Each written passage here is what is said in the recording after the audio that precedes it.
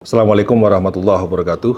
Yang saya hormati Bapak Wakil Menteri Desa, Bapak Ahmad Riza Patria, juga para pembicara yang hadir pada malam hari ini, Bapak Dr. Maulana, Wali Kota Jambi, Bapak Ahmad Muntaha sebagai mantan Direktur KFTD yang merupakan bagian dari pengurus IJMI, dan hadirin sekalian para waketum yang hadir pada hari ini, Bu Sekjen, Pak Bendung, dan juga para pengurus MPP, pengurus Orwil, dan para anggota serta para peserta semua.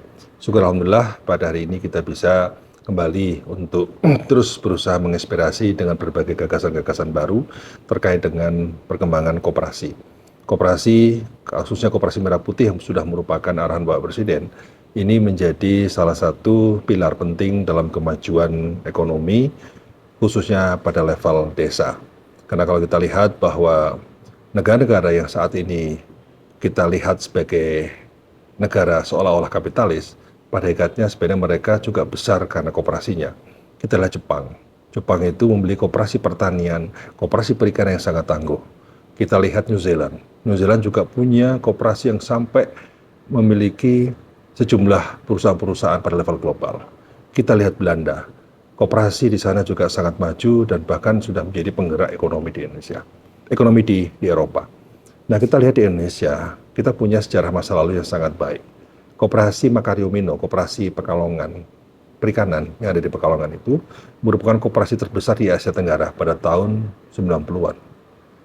Koperasi Simpan Pinjam Jasa, itu juga koperasi yang sukses. Koperasi Tekstil, juga koperasi yang sukses. Koperasi Batik, koperasi yang sukses.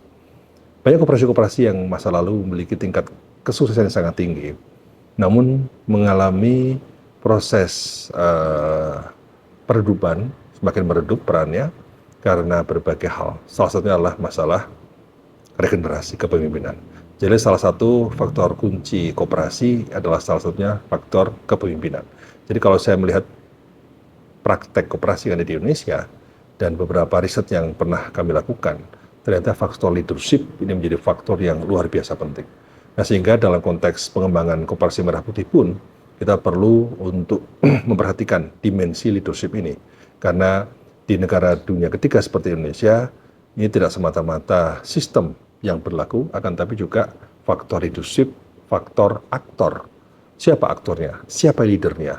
Itulah yang menjadi salah satu penentu. Karena itu berbagai dimensi, baik dimensi sistem maupun dimensi aktor, ya, itu dua hal yang mestinya harus saling melengkapi dan menjadi bahan pertimbangan kita dalam pengembangan Koperasi Merah Putih. Apalagi ini inline dengan kebijakan strategis tentang ketahanan pangan, dan pangan di desa membutuhkan koperasi yang tangguh. Pangan di desa membutuhkan koperasi yang bisa menjadi institusi yang bisa menyelamatkan petani.